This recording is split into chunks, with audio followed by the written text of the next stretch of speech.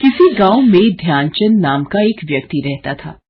उसका पुत्र सूरज प्रकाश नास्तिक था और बिल्कुल भी पूजा पाठ नहीं करता था। ध्यानचंद अपनी ये परेशानी लेकर गांव में आए एक संत के पास जाता है। प्रणाम महाराज, सदा सुखी रहो वत्स। महाराज, मेरा पुत्र सूरज प्रकाश न तो पूजा पाठ करता है और न ही भगवान का नाम लेता है। आप कुछ ऐसा कीजिए कि उसका मन भगवान में लग जाए।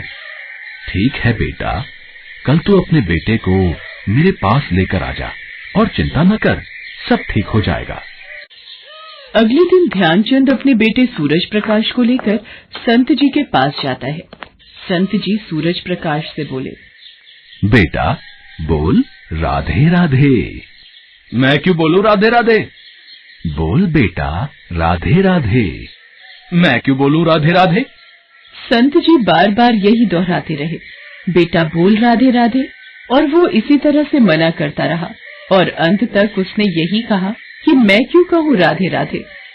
बेटा, जिस दिन तुम मर जाओगे और यमराज के पास जाओगे, तब यमराज तुमसे पूछेंगे कि कभी भगवान का नाम लिया था, कोई अच्छा काम किया था, तब तुम कह देना कि मैंने जीवन में एक बार श्री राधा रानी के नाम को बोला था।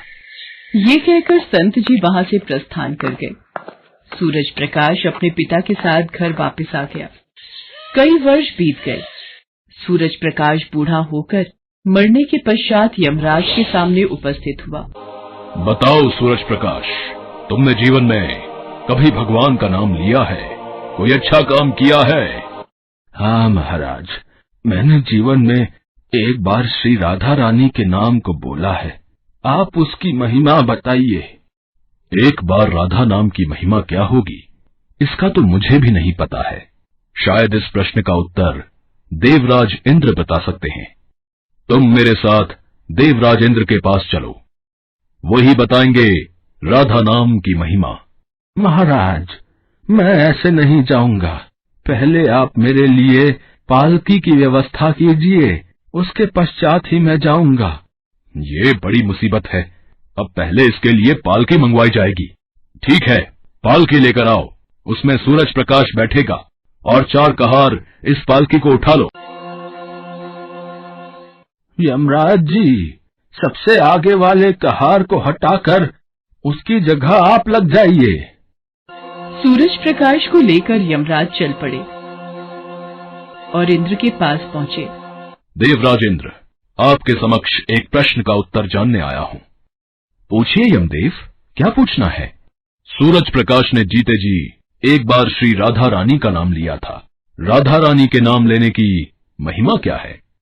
यमदेव, राधा रानी के नाम की महिमा तो बहुत है, पर क्या है ये मुझे भी नहीं मालूम। हाँ, ब्रह्मा जी इस प्रश्न का उत्तर जरूर जानते होंगे, हम उनके पास चलते हैं। इंद्र जी, ऐसा है, दूसरे कहार को हटाकर आप यमराज जी के साथ मेरी पालकी उठाइए। देवराज इंद्र, जब तक आप इस पालकी को नहीं उठाएंगे, ये व्यक्ति पालकी को आगे नहीं ले जाने देगा।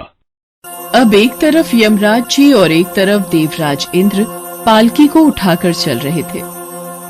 ऐसा कौन सा प्राणी ब्रह्मलोक में आ रहा है जो स्वयं इंद्र और यमराज पालकी उठाकर ला रहे हैं? आप सब देवता ये किसको पालकी में बिठाकर लेकर आ रहे हैं? ब्रह्मदेव, यमदेव जानना चाहते हैं कि आखिर राधा रानी के नाम की महिमा क्या है। मेरे पास इसका उत्तर नहीं है। राधा नाम की महिमा तो बहुत सुनी है, पर वास्तव में इस महिमा का क्या महत्व है, ये मैं भी बताने में असमर्थ हूं। लेकिन हां, भगवान शिव इस बारे में जरूर जानते होंगे। चलिए, सब उन्हीं के पास चलते हैं। अब तीसरे कहार को हटाकर उसकी जगह ब्रह्मा जी आप लग जाइए। ब्रह्मा जी भी पालकी उठाने लगे। महिमा जो जाननी थी, अब पालकी के एक ओर यमराज, दूसरी तरफ इंद्र और पीछे ब्रह्मा जी थे। सब मिलकर भगवान शिव जी के पास गए। अरे यमदेव, इंद्रदेव, ब्रह्मदेव, ये किसे पालकी पर उठाकर लाए हैं?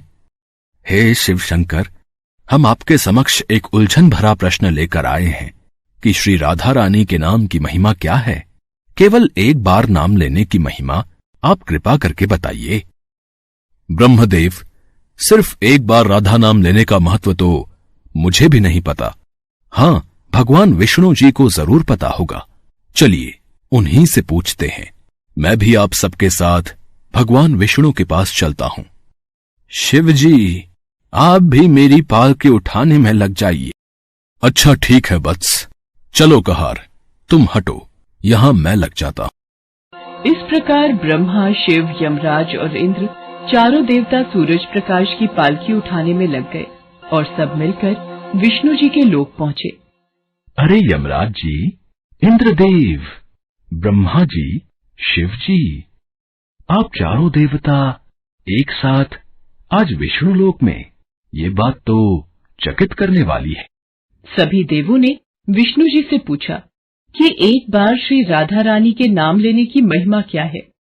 हे नारायण, सूरज प्रकाश के साथ अब हम सब भी राधा रानी के नाम की महिमा जानना चाहते हैं। अरे, जिसकी पालकी को स्वयं मृत्यु का राजा यमराज, स्वर्ग का राजा इंद्र, ब्रह्मलोक के राजा ब्रह्मा और साक्षात भगवान शिव इतने ठाठ से उठा रहे हों, इससे बड़ी महिमा क्या होगी जब सिर्फ एक बार श्री राधा रानी नाम लेने के कारण आप सबने सूरज प्रकाश को पालकी में बिठाकर स्वयं इसकी पालकी को उठाया, तो अब ये मेरी गोद में बैठने का अधिकारी हो गया है। हे श्री हरि, आपको मेरा शत शत प्रणाम। आज मरने के उपरांत मुझे ये ठाठ मिला, वो भी मेरे उस वक्त के सिर्फ एक बार राधा नाम का उच्चारण करने से, जब मैं राधा नाम लेना नहीं चाहता था। धन्य है राधा रानी, जिनका प्रेम और भक्ति अपने भक्तों के लिए उदार है। राधा रानी, आपको मेरा नमस्कार है। सभी देवता गण भी श्री राधा रानी नाम की महिमा को जान चुके थे। वो सब भी विष्णु जी को प्रणाम करते हैं और तत्पश्चात वहां फूलों की वर्षा होने लगती है। और सही में राधा नाम की कृपा जिस पर हो जाए, उस भक्त के सारे दुख दूर हो जाते हैं और वो मोक्ष को प्राप्त होता है। भगवान श्री कृष्ण ने स्वयं कहा है कि जो केवल रा बोलते हैं तो मैं सब काम छोड़कर खड़ा हो जाता हूँ, और जैसे ही कोई धा शब्द का उच्चारण करता है तो मैं उसकी ओर दौड़ा चला जाता हूँ और अपनी गोद में भर लेता हूँ।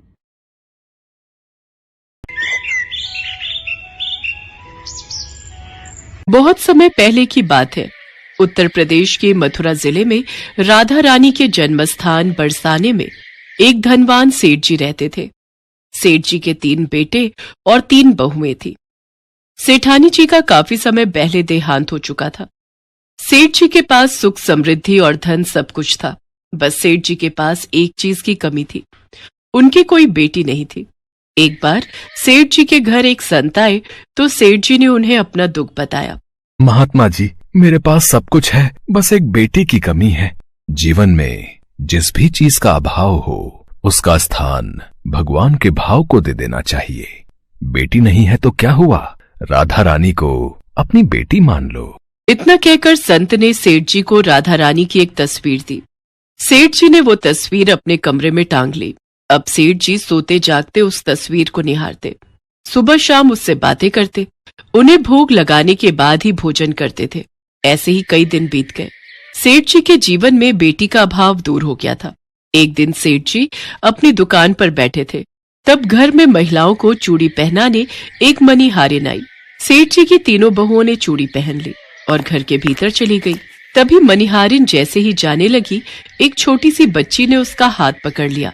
ओ मैया, लाओ मुझे भी चूड़ी पहनाओ, मैं तो रही गई। कितनी सुंदर और कितनी प्यारी बच्ची है। क्या नाम है तुम्हारा? मेरा नाम राधा है। लगता है सेठ जी के घर कोई मेहमान आए हैं, उन्हीं की बेटी है। इसे भी चूड़ी पहना देती हूँ। हाँ हाँ रुको बेटी, मैं तुम्हें रंग बिरंगी चूड़ियाँ पहना देती हूँ। उस लड़की को चूड़ी पहनाने के बाद मणिहारिन सेठ जी के पास चूड़ियों के दाम लेने पहुंची। सेठ जी, लाओ चूड़ियों के पैसे दो। अच्छा, पहना आई चूड़ियाँ, अभी देता हूँ। सेठ जी पैसे गिनकर मणिहारिन को देने लगे। सेठ जी, मुझे ज्यादा पैसे चाहिए, ये तो कम है। क्यों, चूड़ियों के दाम बढ़ा दिए हैं क्या? नहीं नहीं सेठ जी, दाम नहीं बढ़ाए हैं। हमेशा 3 को चूड़ी पहनाती हूँ, आज 4 को चूड़ी पहनाई है। मेरे घर में तो सिर्फ 3 बहुएं हैं, चौथा कौन आ गया? ये ले पकड़, जब घर में चूड़ी पहनने वाले 3 लोग हैं तो 3 के ही पैसे दूंगा। उसके बाद सेठ जी ने मनिहारिन को 3 बहुओं की चूड़ियों के पैसे देकर मनिहारिन को भेज दिया और घर आकर अपनी बहुओं से पूछा, बड़ी बहू, क्या तुम तीनों के अलावा किसी और ने भी चूड़ियां पहनी थी? नहीं तो पिताजी, हम तीनों ने ही पहनी थी। क्यों, क्या हुआ? इसका मतलब मनिहारन मेरे से झूठ बोलकर ज्यादा पैसे ले जा रही थी। अच्छा हुआ मैंने उसे पैसे नहीं दिए। लाओ लाओ बहू, भोजन ले आओ। राधा रानी को भोग लगाकर मैं भोजन कर लेता हूँ। सेठ जी ने राधा रानी को भोजन का भोग लगाया और स्वयं भी भोजन खाकर राधा रानी का नाम जपते हुए सो गए। उस रात सेठ जी के सपने में राधा रानी आई। वे बहुत उदास थी, उनकी आंखें नम थी। बेटी, क्या हुआ? तुम क्यों उदास हो? पिताजी, आज मेरे घर चूड़ी पहनाने मनिहारिन आई थी। मैंने भी उससे चूड़ियां पहन ली। 3 बहुओं की चूड़ियों का मोल तो मनिहारिन को चुका दिया, परंतु अपनी बेटी को भूल गए। मैं भी तो उसी घर में रहती हूँ ना पिताजी। आप ही तो कहते हो मैं आपकी बेटी हूँ। राधा रानी की बातों को सुनकर सपने में ही सेठ जी की आंखों से आंसुओं की धारा बहने लगी। अगले दिन सुबह सुबह सेठ जी मनिहारिन के घर पहुंचे और बोले, मनिहारिन, तेरा भाग्य तो संत महात्माओं से भी बड़ा है। मैंने श्री राधा रानी को अपनी बेटी माना है, लेकिन अभी तक इन आंखों से उनके दर्शन नहीं हुए और तुझसे वो चूड़ी पहन गई। सेठ जी ने मनिहारिन के चरण पकड़ लिए।